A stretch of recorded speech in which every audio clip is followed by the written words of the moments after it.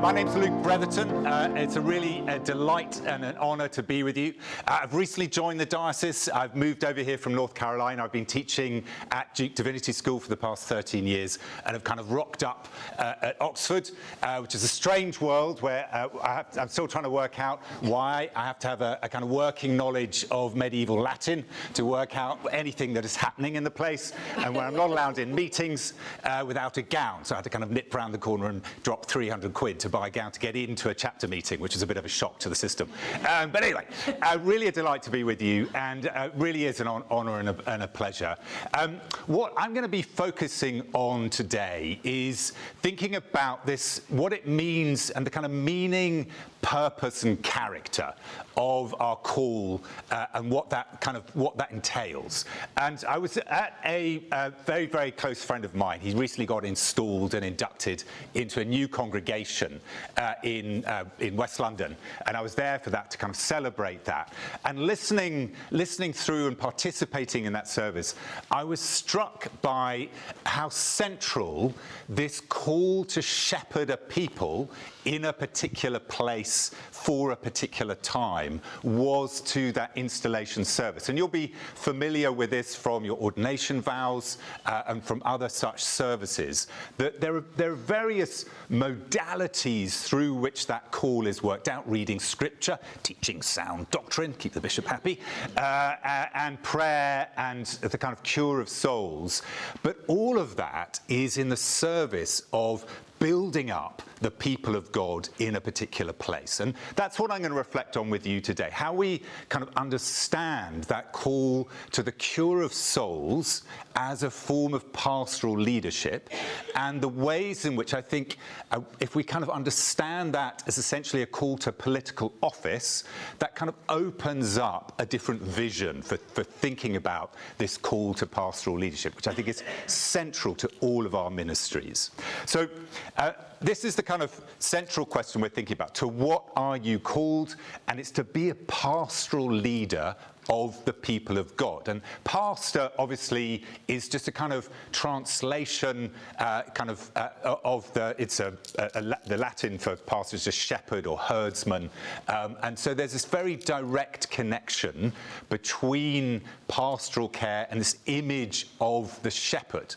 But a lot of our images of the shepherd aren't these are very early mosaic depictions of the shepherd, but as we receive it, or at least in my experience of it, often our kind of images of the shepherd is this rather kind of bucolic, sentimentalized picture of the shepherd. And I'm sure if I went to your rectories and vicarages, we would all have our own precious moments version of this very, very key aesthetic commitment. But we have to kind of get past these kind of slightly sentimentalized images of the shepherd and of pastoral care. And I think the English culture, as we inherit it through various figures like George Herbert, English Christianity, kind of is particularly prone to this bucolic imaging of the shepherd figure.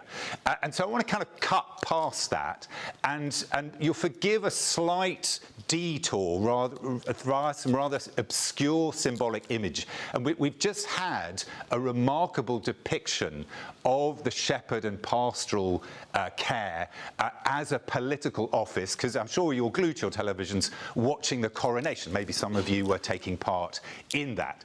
And at the heart of the coronation is the king is handed a scepter. And a scepter is symbolically, it's probably with the crown, is one of the most ancient symbols of royal power or of rule. We'll kind of unpack that a bit. And I've got there Black Rod at the Queen's funeral, the very final act before we all say kind of, hail the new king, long live the king, is when the Queen's coffin goes down into the tomb, as it were. Black Rod breaks the rod, which is the symbol of his authority over the royal household, and that puts in, and it's a sign of the end of one household and the beginning of another. So we find this figure, this scene of the scepter, right at the central of the kind of iconography and symbolism of royal power. And as I said, it's one of the most ancient symbols there is, and it's nearly universal. You find it in ancient China, you find it in ancient India, throughout the Sumerian, Babylonian kind of it. And here's a very early stele from about Liptip Eshtar, who ruled the city of Isin in Mesopotamia. And he claims divine status and portrays himself as a kind of shepherd, plowman, and caretaker of the people. And the oldest legal code we have, which is the laws of Hammurabα, about 5,000 years old.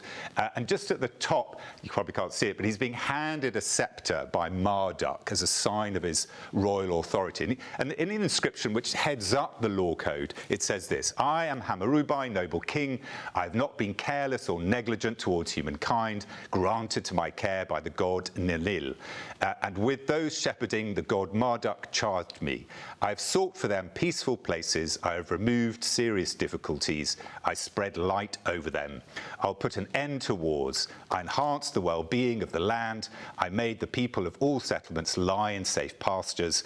I did not tolerate anyone intimidating them. The great gods have chosen me. I am indeed the shepherd who brings peace, whose scepter is just." You can forgive the echoes of an early Trumpian kind of rhetoric, but we get the point. This image, one of our oldest images of royal power, is the figure of the scepter and this image of the shepherd. And this kind of continues. We have in ancient Egypt the scepter and crook and flail.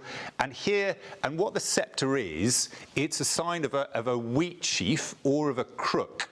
And it kind of marries those two things. And the wheat sheaf is a sign of fecundity and life coming to being. And then obviously the crook, taken up by bishops, as a sign of the shepherd shepherding the flock, enabling life in the face of scarcity. We'll get into that a bit more. And this central is this symbol of control over chaos and a bringer of order. Is kind of key to this. Again, it's picked up. We have obviously the gods Hermes, Apollo, others, Pan, imaged as shepherd figures. And here, this is from Plato's Republic. Shepherding, and it's a meditation on what good rule or true rule consists of. He says, shepherding is concerned only to provide what is best for that which is set over. That's why I thought it necessary for us to agree before that every kind of rule, insofar as it rules and doesn't bring chaos and oppression and tyranny, it's a kind of backstory there, doesn't seek anything other than what is best for the thing it rules and cares for. And this is true both of public and private kinds of rule. So central in the ancient world that Scripture is picking up on is this figure of the shepherd as a kind of ideal of good rule, who's enabling life, providing order, enabling peace.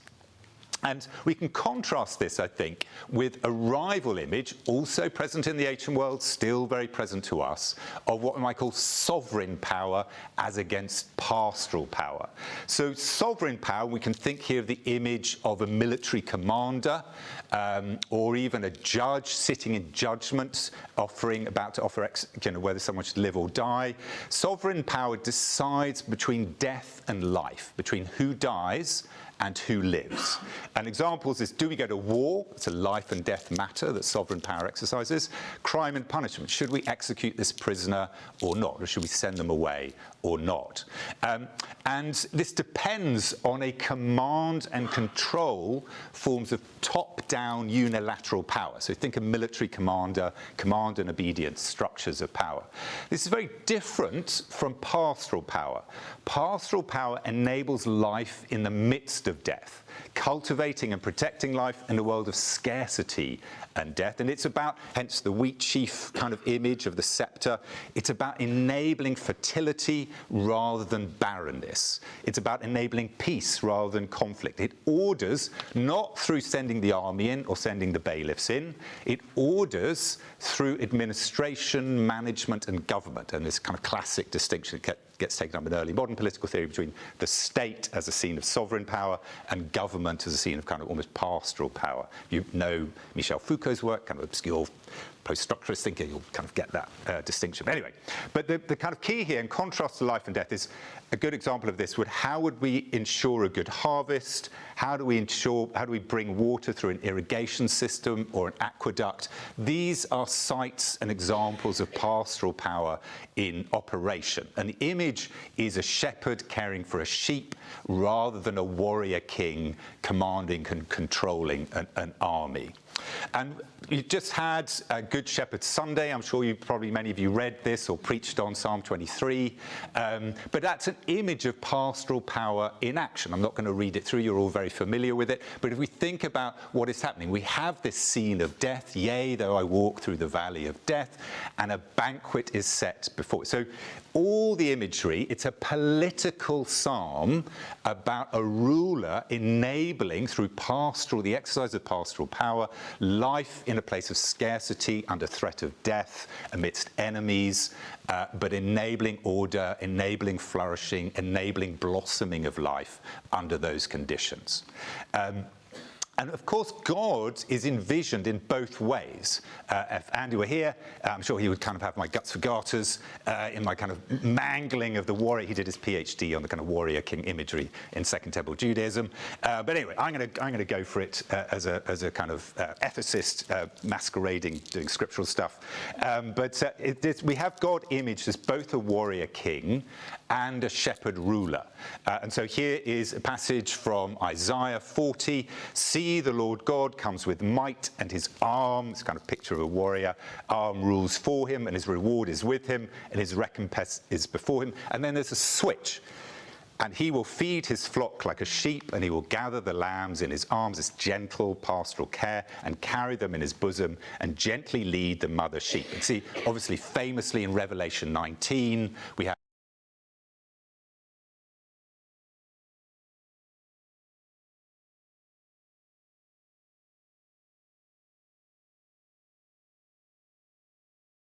is making a distinction between sovereign power and pastoral power. Sovereign power, bad. Pastoral power, good. That would be a kind of false dichotomy. They're both fallen. They both can lead to domination. They both have good things to them, and they both had bad things to them. So I just kind of want to run through that. At its best, sovereign power restrains evil and executes justice, the figuratively represented in the figure of the sword. And then pastoral power enables creation to be fruitful, bringing blessing and shalom to people and land. And the symbol is the scepter or crook, and obviously taken up in medieval political theology with the mitre and the crown, or the sword and the crook, as kind of rival symbols. There's a kind of split there through the medieval period between these two forms. And sovereign power, though, at its worst, dominates through arbitrary physical oppression. Think torture, death squads, imprisonment, inquisition, crusades. And at worst, pastoral power also has its kind of dark, fallen side. In the name of ending suffering or providing prosperity, security, or health, pastoral power dominates through systems of governance and ideological control. So we can contrast older carceral systems or imprisonment systems where you might be put in the stocks or whipped or hung, drawn, and quartered. That's the exercise of sovereign power over the body. Contrast with modern prison systems, which you're kind of put in Bentham's panopticon, you're put in a kind of prison, you're monitored, you're surveilled. You're not kind of necessarily physically harmed, but you kind of take on the identity of a prisoner, and your whole way of being in the world is controlled through systems of governance and control. Through administration. And these work via institutional mechanisms, think bureaucracy, and also relationally at the work of consciousness. So think about something like consumerism. Consumerism is a picture, is a vision which organizes our life, and it's a vision of prosperity, abundance, the good life, which we then, and that's inhabited through things like the shopping center or online. Instagram is basically a kind of glorified shopping center. And we're kind of inducted and inhabit in our own being, in our own thought structures, that this is somehow the good life. And so we desire, it's a structure of desire that we kind of think and pursue through our life. So I would say that's a negative version of pastoral power that we're all living inside of. And in pastoral power, the means of life become the means of control and domination, as against sovereign power, where the means of death are the way to control and dominate. And it's obviously far easier to spot forms of sovereign power. Controversially, you might see that in kind of Israel-Gaza situations of war, or in Ukraine. These are exercises of rather violent sovereign power being asserted over a population. It's much harder to spot kind of abusive and toxic forms of pastoral power. Now, just very quickly, just 5 minutes, turn to your neighbour. Think about what do you make of this distinction between sovereign and pastoral power, and then what questions does it raise for you about how you understand the nature of power and the nature of rule or leadership. Now, I'm not going to have time to take questions. I just kind of want you to kind of just quickly brainstorm that together to give you just a moment of processing before I move on. So just give you a couple of minutes, turn to your neighbour, discuss those 2 questions.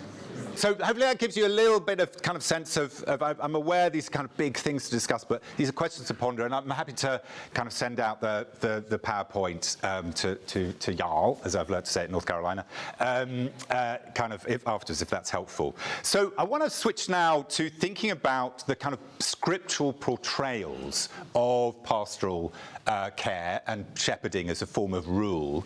And crucial here, in contrast to those other ancient imaginings of good rule around shepherding, what we have is Abraham, Isaac, and Jacob were herders, not kings or warriors or priests. Those who God first called and covenanted with were called to be shepherds. And it's a point, forgive the slightly anthropocentric language that Augustine uses, but so Augustine picks up in his classic text, The City of God. God did not wish the rational beings made in his own image to have dominion over any but irrational creatures, not man over man, but man over beasts. Hence the first just men were set up as shepherds of flocks rather than kings of men. So this has been a very core, and you can read Anselm, there's lots of kind of early theologians meditating on this theme. And crucial things to notice here is that those first called were not rulers over territory. They didn't have an empire, as in Egypt, Samaria, or Babylon. They were nomadic shepherds. So they were not secured in their relationship with God through territory or through controlling a territory. And their mode of rule was by means of virtue, not by, and the kind of character and quality of their relationship with God through covenant, not through military victory, increase of land, or even providing order and stability. They themselves were subject to a radical contingency in how they related to each other and to God, that of being on the move, of not being able to secure themselves through controlling a territory or through military force or those other strategies of control often rulers resort to. And the other thing to notice about this is, in stark contrast, we have many ancient imaging of rulers, ancient rulers, in the hunt, and this is a kind of theme that runs through literature, but the place of the ruler signifying their rule through hunting game. You have it in Gilgamesh, others, and that's not the image we're given of those first covenanted with. It's an image of shepherds in a shared household. I would say it's a human, non-human household. It's a picture of environmental justice, of a shared household, not predation and domination over the animals, but a shared household where there's a mutual dependence. Each needs the other to survive under nomadic conditions and is kind of mutually interdependent. And then we have the kind of classic, kind of paradigmatic portrayal of shepherding, scriptural shepherding rule in Moses. And Moses, crucially, learns how to rule first in Pharaoh's household. And his first act of trying to exercise rule is to kill someone. He exercises rule through sovereign power. And he has to go away to Jethro to unlearn the ways of Egypt and relearn, like all those first, like Abraham, Isaac, and Jacob, he has to learn rule through shepherding flocks. And so there's a process of unlearning and relearning what good rule. And then when he returns to Egypt, we have this classic conflict. The 10 plagues, what are they? They're a conflict over pastoral power. Who has pastoral power? Pharaoh wants those enslaved to be a disparate, disaggregated, atomized centralized population who can easily be controlled to serve his interests or the elite interests of his day. Moses sees them and sees not people to enslave and exploit and extract their labor. He sees the potential of a people, the people of God, who must be cultivated into a people who can then exercise their freedom in relation to each other and with God through covenantal relations. And so this running through that early stages of Exodus is who holds pastoral power, who can bring life through controlling the water, through controlling the air, who enables life, and who actually can't. And is there real life for these people, or are they just going to be a subject population, subject to the sovereign rule of others? And crucially, Moses is not a king. He constantly refuses kingship. He always remains in the role of a shepherd, like Jesus in John 6:15. God is sovereign. God exercised sovereign power. Moses exercises pastoral power. And we can see here, I think, it's a kind of manifesto or charter for what shepherding and what good rule involves. So it involves provisioning, think manna, water, quail, enabling life in the midst of death, desert, barrenness. It involves bringing healing, think about the bronze serpent incident. It involves guiding through the desert to the promised land, governing, establishing religious, moral order and conditions of social peace through laws and institutional structures, temple structures, laws, etc., representing them before God and is accountable for their well-being to God, teaching, and then forming a people from a population or crowd. And so all of these things combine to take a crowd of fugitive slaves and form them into a covenantal people. And that is our job. That's tall order, but that's basically what we should be doing. That's our role, that's our call to be pastoral leadership and form a covenantal people together who can act with and for each other and with and for God. And moving on from that, we have the biblical portrayal of David. Now, you could read figuratively the conflict between David and Goliath as a kind of conflict between pastoral power and sovereign power. We could kind of meditate on that. Or you can actually read the story of David as a kind of tragic move from pastoral power to the recording about Bathsheba and the kind of military commander model. Perhaps more kind of problematic, but it's an interesting reading one can give. The key thing to note, though, in relation to David is how the figure of David is directly echoed in the coronation service we just had, of how David becomes this kind of symbol, this paradigm of the integration of, in sacral kingship, of the warrior king and the shepherd, of kind of what a righteous integration of those two things. Very key in medieval political theology that's kind of taken up. So that's the kind of ideal figure.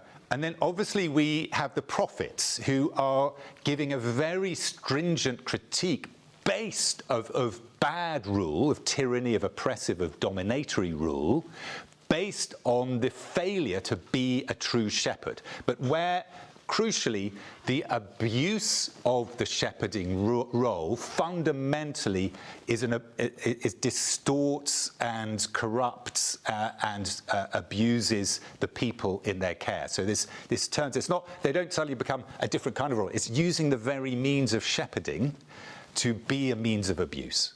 And that's the kind of problem with it. And so rulers who exploit the sheep for selfish gain, who become an oppressed and abused population, in a sense, they're returned to the condition of being in Egypt, scattered, alienated from each other, and therefore much more easy to control. I think that's what we see in our own day, the kind of destruction of places where people can gather and have independent assembly. And so we all are kind of left as a mass, unable to act with and for each other, and therefore much more easily controlled because we're an atomized and disaggregated and alienated individuals from each other. If you want a kind of very powerful meditation on that, read Hannah Arendt's The Origins of Totalitarianism. Is kind of roots totalitarianism, that prior move of atomization. But so rulers exploit the sheep for selfish gain. They scatter, not gathering the sheep, dissolving the people, so they cease to be the people of God, and they mislead and misdirect, leading the flock into idolatry. And then they do this through generating false visions of what brings life, rather than depending on God, The prophets point to how their leaders and priests are offering self-destructive ways of securing themselves in the face of scarcity in order to, rather than living into covenantal faithfulness with God, they're seeking alliances with Egypt or with Samaria or all sorts of other ways, or idols, and they're offering their children up to false gods and things. So these are all ways in which the prophets point to what promises to bring flourishing is really bringing death. That is the problem of idolatry. It's a false vision of flourishing that offers life and actually produces yet more death. And then they, rather than wise judgment that secures, guides and provides, the leaders and priests act foolishly so as to bring catastrophe on the people, leading eventually to invasion and exile. And they bring desolation, barrenness and death to the land. And you see my wonderful colleague, wonderful Norman Worsber and others at Duke, did great studies on the kind of the agency of the land, of the trees, of the flora and fauna of Israel as agents within the covenant, and that the land itself mourns when the people are led badly. So there's an environmental justice dimension to all of this, arcing back to that shared vision of covenantal household of human and non-humans together. And we have all this articulated very, very explicitly with this wolf image, shepherds becoming wolves in Ezekiel 22. Its officials within it are like wolves, tearing the prey, shedding blood, destroying lives to get dishonest gain. Its prophets have smeared whitewash on their behalf, seeing false visions and divining lies for them, saying, "Thus says the Lord," when the Lord has not spoken. And he kind of goes on in that. Is a very serious and frequent pathology of pastoral leadership. It's when shepherds become wolves who prey on their congregation, whether that's, we've obviously lived through various sexual abuse scandals, or the kind of Mark Driscoll-esque toxic masculinity forms of abuse, or embezzlement, or the end of lists, that I'm sure we're all drearily familiar with, of the ways in which the role of pastoral leader kind of leads to an abuse of a congregation, and shepherds become wolves.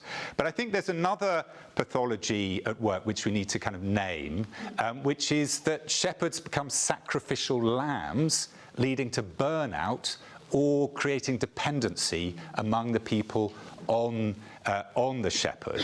And this leads us, I think, to kind of the role of Jesus as building on Moses as the paradigmatic shepherd. And how do we understand Jesus? I think, and ways in which certain ways of understanding Jesus' pastoral leadership kind of leads to that second pathology. And what we see with Jesus is this move from representation, as in the figure of Moses, to identification. Jesus is a full participant, hence the importance of the incarnation, in the life of the people.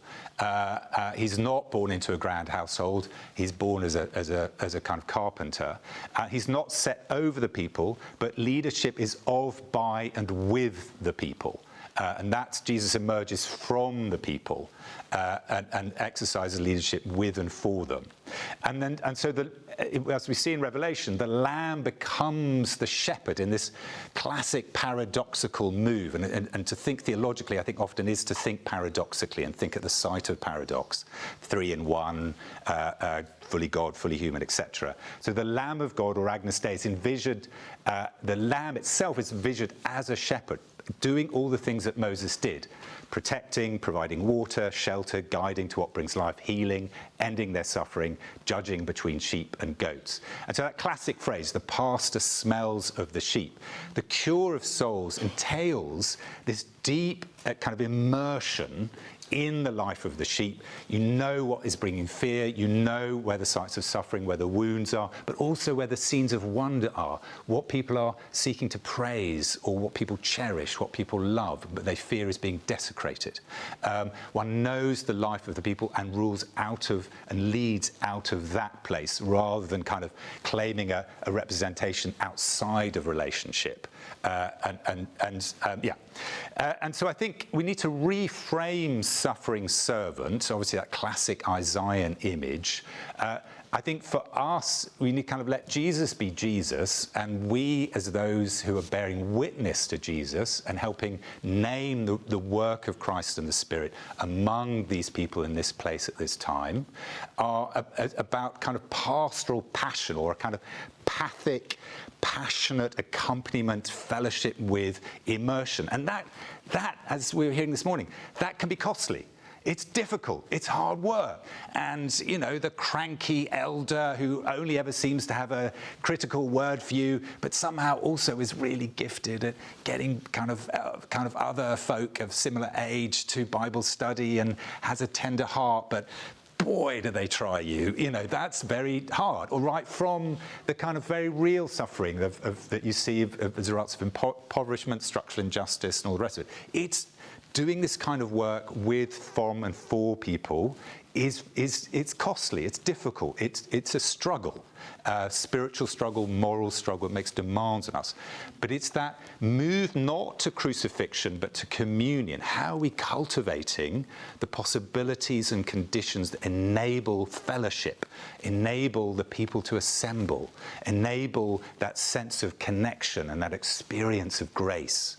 So what we see here is not kind of an altruism, it's how people often talk about relations, or you're doing someone a good turn. It's not a kind of noblesse oblige, which has driven a lot of Anglican social and pastoral care. So I've got more privilege and therefore must give it to others. And it's not certainly, as one encounters, I think still to this day, a kind of stoic, magnanimous man. And I use the gendered language advisedly. It normally is a very male position. Somehow I don't suffer, or I'm not emotionally involved, or I stand above and am kind of impassive to what I see. I'm just the leader. No, it's none of those things. It's this passionate accompaniment and fellowship, and the struggle and the difficulty is born out of precisely because the cure of souls involves you in the life of the people you're caring for and seeking to cultivate that sense of shared covenantal relationship with. And so I think we can kind of compare and contrast here the shepherd as political ruler with the following. The shepherd as a political ruler, recovering the political dimensions of being of pastoral leadership. It's not the philosopher or theologian espousing ideas, much as I would love it to be. It's not the guru inspiring through mystical insight. It's not the CEO operating through cost-benefit analysis. And I can't tell you how many people I've trained who will then go off to business school, this in the States, to kind of think that that's the true model of Christian leadership. It's not the manager administering through procedures and programs. It's not the technocratic expert treating people as data points and statistics. I've sat through a lot of kind of church growth strategy meetings. And it's not the celebrity leading through personal charisma and status. Prosperity preachers, and I'm sorry, Bono, but you know, it's not you either. And it's not a counsellor or therapist either, or a social worker or an activist. We're pastoral leaders. That's a different quality and vision of leadership than these other things. And these other things seem very legible to us and can feel more viscerally kind of connecting. And we feel like we can really do something through these kinds of mechanisms. But my challenge to us is to really kind of enter into this vision of your call is to a political office. And that political office is to form a people, the people of God. And that people is a political community. A lot of the language we have in the New Testament is, I think about ecclesia. That was the ecclesia with the gathered assemble of the ancient city-state, think Athens or Sparta, who would then gather to deliberate about the common good of the city. That was the language chosen to name the church. Liturgies from liturgia, it's from the people who do public service to build up the life of the city. Presbyter. Yeah, all of our language is political language. So how did the writers of the New Testament envision, it wasn't just by accident, they chose political terms to envision this new kind of relationship between God and the people of God. They chose political language for a reason. And our call as pastoral leaders is to cultivate a people, the people of God, as a covenantal people, who can act with and for each other, love God and love their neighbour. So I want to kind of we've got a bit of time, give 5 minutes or so just to think about this question. How does understanding your calling as a political one of forming a people, the people of God in a particular place and time, reshape your understanding of ministry? So take about 5 minutes or so just to discuss that. We might have like time for a couple of questions just at the end. So take some time to just discuss that now. Just probably got time just for like 1 or 2 questions. If anyone had a kind of immediate question, just. Oh, yeah, very good. Why have you used the word your calling is a political one and not your calling is a pastoral one? And I know you're an academic and I just love this, but I was sort of thinking, think Winnie the Pooh. Yeah. You're using the word political in a way that I may not use it myself. Yes, very good. Now the full answer to that comes this afternoon at 4 o'clock. But I'll give you the mini answer. Yeah, so politics, just to give you a quick answer to that. So I am deliberately kind of pushing us to think kind of slightly outside of our established language to help us kind of, play with your synapses a bit and think, okay, what, pastoral office involves power, involves conflict, involves kind of all these different things which we often see as a problem or a failure. And conflict's not failure. See Acts, it's just part of being church. So the question is, how do we engage it and how do we think about our shared life together as an ecclesia, as an assembly?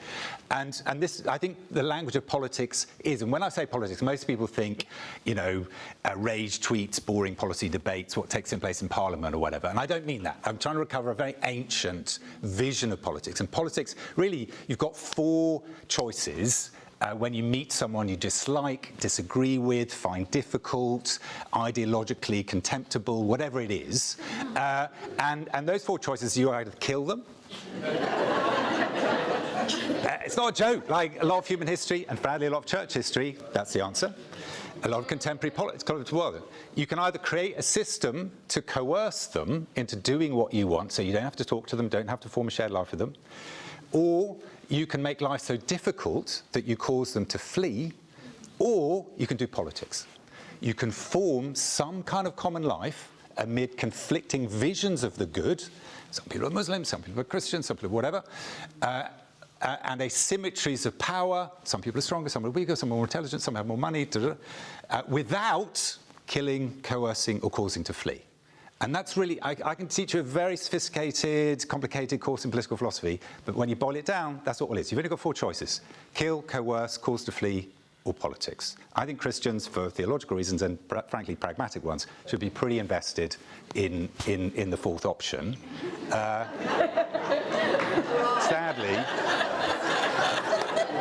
Sadly, turns out not a lot of other people agree with me. So, but yeah. So I think that's when I say politics. I mean, and seems to be that. So we need to reimagine pastoral leadership as political leadership and political leadership as pastoral leadership. It's about cultivating the conditions of forms of shared life amid conflicting visions of the good and asymmetries of power, so that actually we can cultivate forms of shared flourishing.